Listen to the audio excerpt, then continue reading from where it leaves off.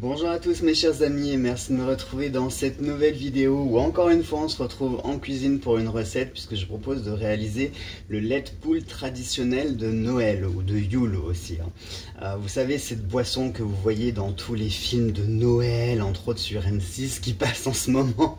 Eh bien je vous propose d'en réaliser la recette, vous allez voir que c'est extrêmement simple et il vous faudra 5 minutes au grand max pour réaliser cette boisson qui devrait plaire à tout le monde. Alors pour cela il vous faut 1 litre de lait, il vous faut 4 œufs dont on ne prendra que le jaune uniquement. Il vous faut de la cannelle moulue, de la muscade moulue, il vous faut du rhum et du sucre, ni plus ni moins. Donc en termes de quantité, le sucre, il vous faut 150 g de sucre. Comme d'habitude, moi je prends du sucre roux non raffiné, c'est ce que je vous recommande. On n'est pas fan des sucres blancs, des sucres qui sont trop traités industriellement, donc on essaye de privilégier des produits entre guillemets bio ou qui se rapprochent le plus du naturel. Donc tout d'abord vous allez prendre votre lait, vous allez le faire chauffer. Attention, on ne fait pas bouillir le lait, on le fait juste chauffer. Donc déjà pour cela on prépare sa plaque ou son feu.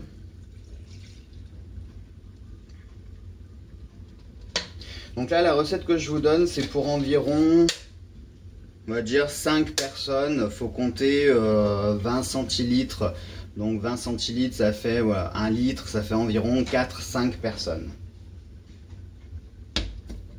Non, ça fait même 5 personnes, puisque 5 x 2, 10, on arrive à 100 centilitres, donc ça fait 1 litre, c'est ça. Allez, on va ensuite donc récupérer les jaunes, uniquement les jaunes, les blancs on les jette. Et vous voyez la bêtise que je viens de faire, au lieu de me mettre un bol à côté,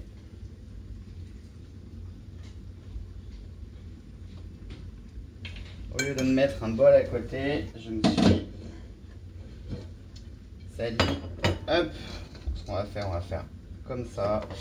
Et on va se mettre les coquilles dedans.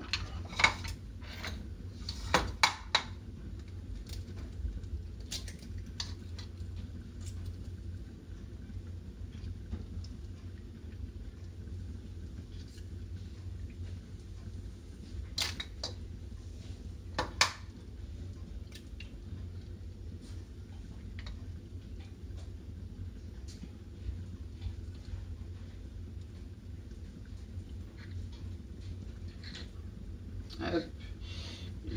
Ça ne veut pas venir là.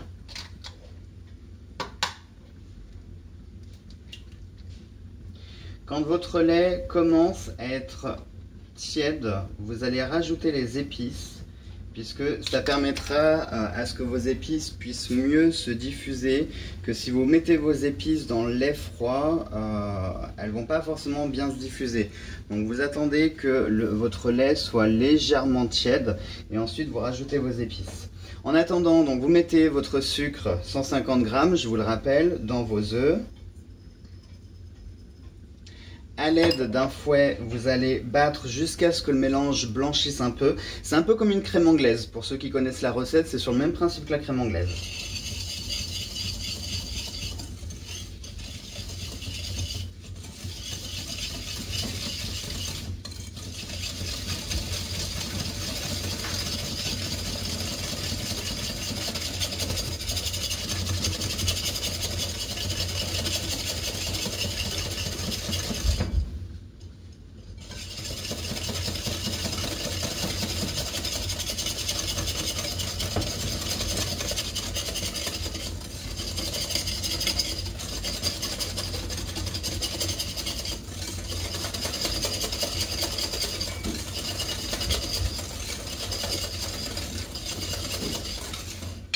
Et voilà, vous voyez, notre mélange a légèrement blanchi.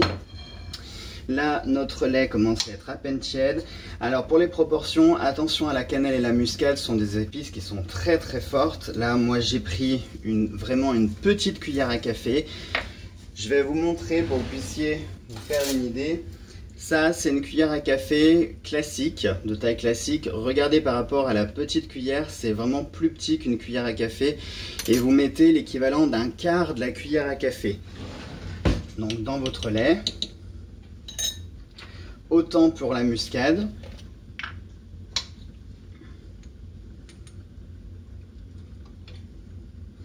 voyez, pareil, l'équivalent d'un quart de cuillère.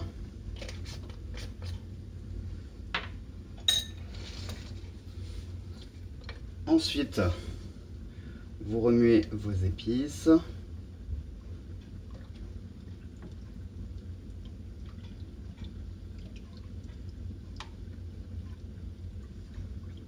Vous attendez que votre lait soit frémissant, vous ne le faites pas bouillir surtout.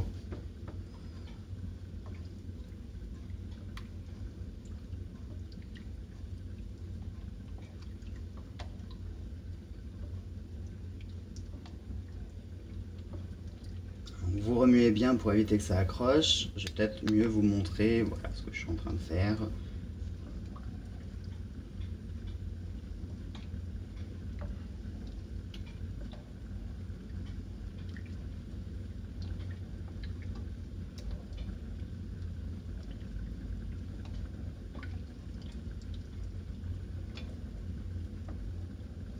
N'ayez pas peur à tremper, vous prenez votre petit doigt et vous trempez légèrement le bout du doigt pour savoir si votre lait est à température. Là non, j'ai senti qu'il était tout juste tiède. Donc ce que je vais faire pour que vous évitiez d'attendre trop longtemps, je vais mettre une petite pause et je reprendrai quand le lait sera à température. Allez, donc notre lait commence à être frémissant, on voit, dès que vous avez de la vapeur qui commence à sortir du lait, ça veut dire qu'il est chaud. Donc vous pouvez couper votre feu. Et là, contrairement à une crème anglaise où en principe on verse le lait dans la préparation des jaunes et du sucre, on remue, on remet dans la casserole et on fait chauffer jusqu'à avoir la crème anglaise. Là non, on prend juste le lait et on va verser dans le saladier et on aura juste à remuer. Puisque c'est une boisson, hein, c'est pas une crème.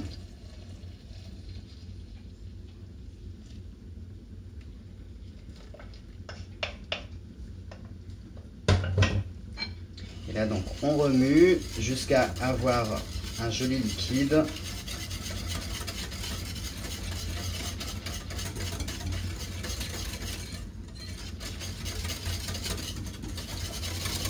Vous remuez de façon à bien faire dissoudre le sucre. Vous allez le sentir parce que sous le fouet ça fait comme du sable. Et dès que vous ne sentez plus cette texture, que vous sentez juste le liquide, ça veut dire que votre sucre est bien dissous.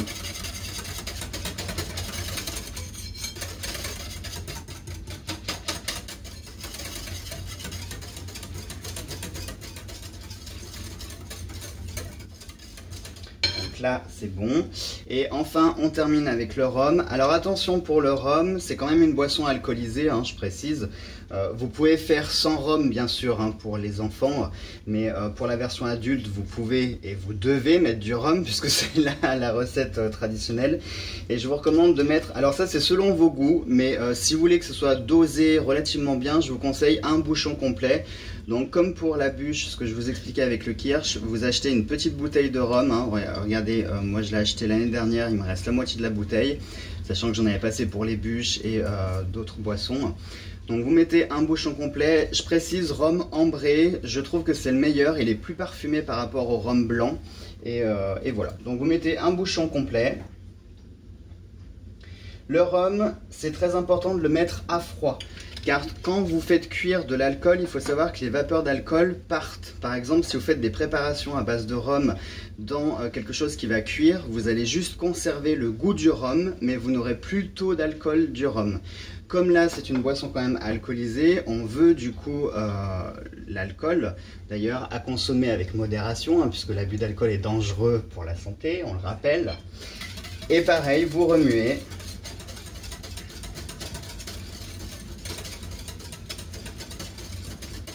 Et voilà, votre lait de poule est prêt.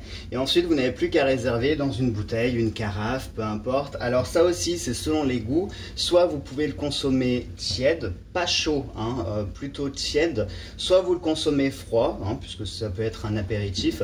Donc ça, c'est vraiment en fonction de vos goûts. Je vous décommande de garder dans du plastique, hein, parce que en principe tout ce qui est plastique ça va altérer la boisson, donc il vaut mieux y conserver dans une carafe en verre, dans une bouteille en verre, mais voilà, évitez tout ce qui est plastique. Et bien sûr, comme ce sont quand même des œufs, alors les œufs sont plus ou moins cuit avec le lait chaud, consommé quand même assez rapidement. C'est-à-dire que le lait de poule, c'est à consommer sous 24 heures maximum, hein, parce qu'on utilise quand même des produits frais, ça se garde pas ad vitam aeternam, donc c'est pour consommer tout de suite. Le lait de poule, vous avez vu, ça a pris 5 minutes à réaliser, donc très souvent, c'est soit pour la veille de Noël, vous en faites un, le jour de Noël, mais c'est pas, vous le préparez le 24 et vous le buvez le 31, hein, c'est pas ça, c'est quand vous le préparez, vous le consommez tout de suite.